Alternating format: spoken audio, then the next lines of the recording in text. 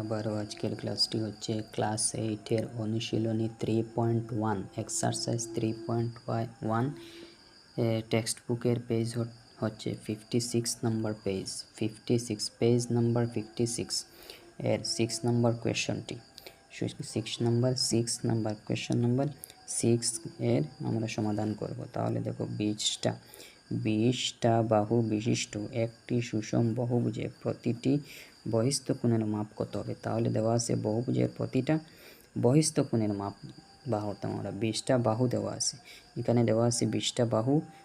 এখন কি তাহলে আমরা হচ্ছে বহিস্থ কোণের মাপ পাহতাম।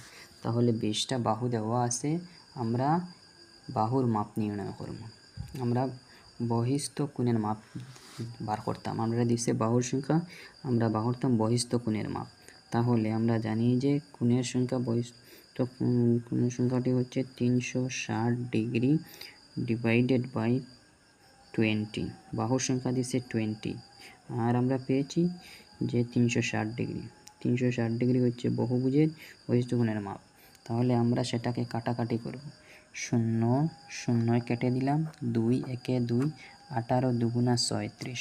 তাহলে আমরা পেলাম অতএব পেলাম যে বাহুর বহুভুজের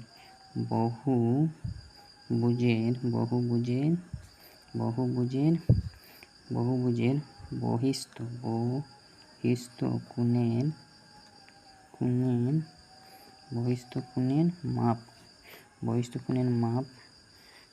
কোণের মাপ আমরা পেয়েছি 18 ডিগ্রি।